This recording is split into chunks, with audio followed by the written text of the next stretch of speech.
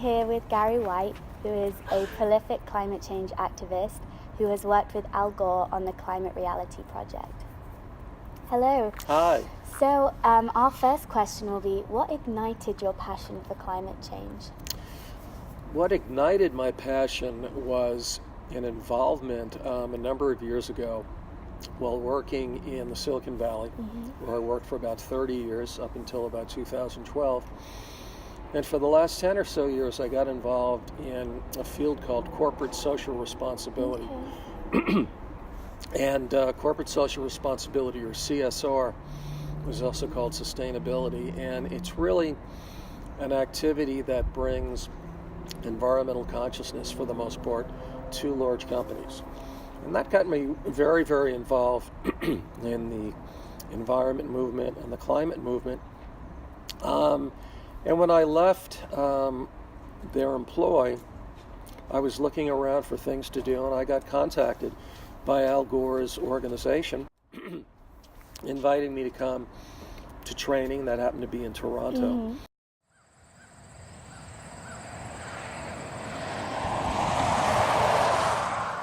Climate Reality Project, which is a nonprofit organization founded by Al Gore, former vice president of the U.S., in 2007. The organization was founded about 6 months after his very impactful and famous film Inconvenient Truth came out in 2006. And he was looking for a way of doubling down and having more of a global, massive impact. Even though millions of people had seen the film, more people had not seen the film. So his idea was to hold these large trainings of hundreds and now thousands of people, where he could personally train people on the science, on the consequences and solutions of climate change, and then equip each of us to go back to our communities, whether or not it be in California, elsewhere in the U.S., Canada, Mexico, Europe, Asia, everywhere around the world, to go back to our communities and basically do the same thing and become mini Al Gores, which is to basically present a climate change presentation to church groups, to social organizations, to schools, universities. And that's what I've been doing. I was trained in Toronto in 2015, and since that time I've given 175 presentations to over 10,000 people.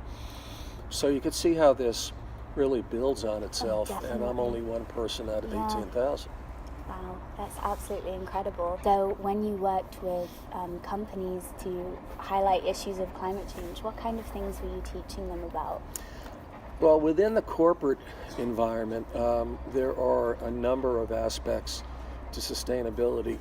One, which is very, very basic and straightforward, is basic recycling. More and more companies now are doing that. It's almost becoming sort of a natural phenomenon. Another is managing water use to minimize our carbon footprint. Another is to manage and minimize the amount of electricity, both heating and air conditioning. And another really important element is to get employees from the company to become more ecologically conscious, do things at the company, at home, and to minimize their carbon footprint as well. Did you push for carpooling and stuff like that? Yeah, we did a few carpooling programs.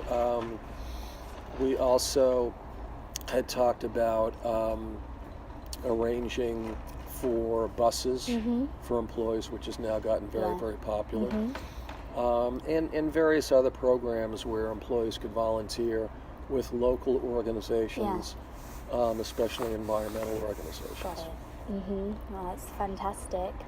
When you say progressive candidates, do you think that the current administration in these critical times is going to have a very, very serious impact on how people are sort of responding to the issue of climate change? Well, I think the current administration is having a serious impact in the wrong way.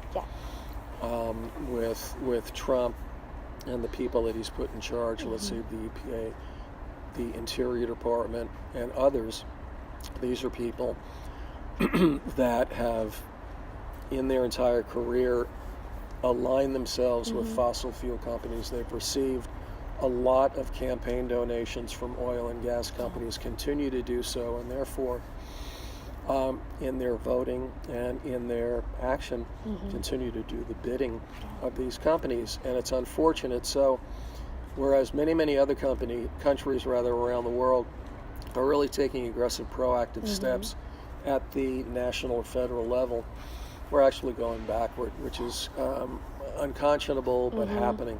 Yeah. Now, fortunately, various states, many states and municipalities are filling that void and moving the country forward, as is the corporate sector. But we really do need the federal government, and hopefully in 2020 that'll be addressed, to be able to align with the climate movement to make even greater strides. And speaking about, going back to you talking about educating people, do you think that change in people's diets, going like dairy-free or meat-free, etc., would make any sort of positive impact? Yeah, I do. One thing that's important to know about climate change and the climate crisis overall is that it's really a multidimensional problem. So most people talk about carbon emissions from transportation sector or the power generation sector, but the agricultural sector is a major sector as well, which I think contributes about 15% of all carbon emissions to the total problem. So whether or not it's nitrogen-based fertilizer, methane from livestock, it's really important. And so therefore, shifting your diet away from meat, and especially red meat, will really lower the impact in terms of the amount of water that's needed, the amount of crops that are needed to be grown to feed these animals, and especially with the population of the world being projected to grow to 9.7 or 10 billion people by 2050, that's going to become more and more critical. The best time to address climate change was 25 years ago. The next best time is today. Yeah. And so if that's 5 years from now, maybe that's the third best time. Yeah. So whatever we can do moving forward at whatever time rate is really what's going to happen, because it's not like climate change suddenly kicks in at 2 degrees centigrade. It begins to kick in all along. It just gets that much more intense, problematic, and aggressive the higher you get. So whatever we can do from here on out, we need to do. Yeah. And speaking of transportation, how are planes and ships going to evolve with the change in awareness for climate change? That's a good question. And the climate movement and corporate social responsibility and sustainability within corporations have paid that minimal attention up until very recently, but there has been more development that I've been reading about fossil fuel free or minimal air transit with either biofuels or even solar panels. And that's being developed. That may take a little longer to deploy and become feasible, but that's something. And also with shipping, it's amazing, and again, not too many people know this, but the shipping industry, which is primarily powered by very, very heavy diesel, which is some of the dirtiest fuel on the planet that creates an enormous amount of carbon emission, is a very, very large chunk of the transportation problem with the environment. And there are prototype ships that are wind turbine driven or solar driven that are beginning to be designed, and the shipping industry is now starting to look at that really seriously. So would you say your passion for continuing the climate change thing is spiritual or more scientific? That's a good question. I think it's really both. It's certainly scientific in that the information that we're receiving and have received from scientists, climate scientists, earth scientists for the last 30, 40 years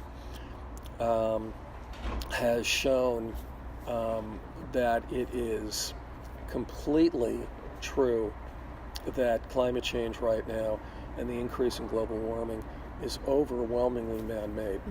And that is confirmed more and more with further and further studies that are done. So I really base my talks and my belief system on that.